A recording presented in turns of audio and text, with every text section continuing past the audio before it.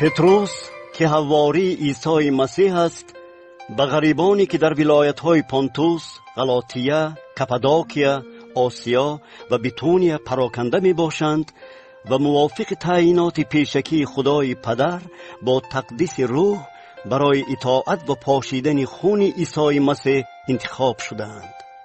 فیض و آسایشتگی بر شما فراوان باد.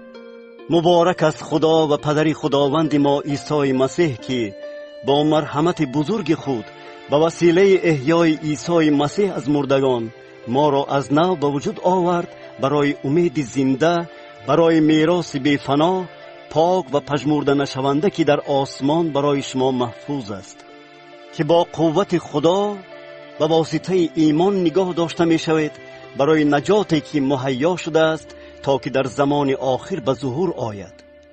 در این باره شادی کنید، در صورتی که حالا اگر لازم شود از آزمایش های گوناگون اندکی اندوهگین می شوید. ایمان شما از طلا که با وجود آزموده شدنش در آتش هم فانی می باشد گرانبهاتر است. این ایمان از امتحان می گذرد و برای حمد و شفقت و جلال در وقت ظهور عیسی مسیح خالص به میان می آید. شما او را ندیده دوست می دارید و اگرچه او را هنوز ندیده اید به او ایمان می آورید و با شادمانی مالا کلام و پر از جلال شادی می کنید و به مقصد ایمان خود یعنی به نجات جانهاتان نائل می شوید. تفتیشات و تدقیقات انبیا به همین نجات تعلق داشت و آنها فیضی را که برای شما تعیین شده بود پیشگویی کردند. آنها تدقیق نمودند که کدام و چگونه زمان را روح مسیحی که اندرون آنها بود نشان داده است، وقتی که آن از عقوبت‌های مسیح و از جلالی که بعد از آن فرا خواهد رسید پیشکی خبر می‌داد.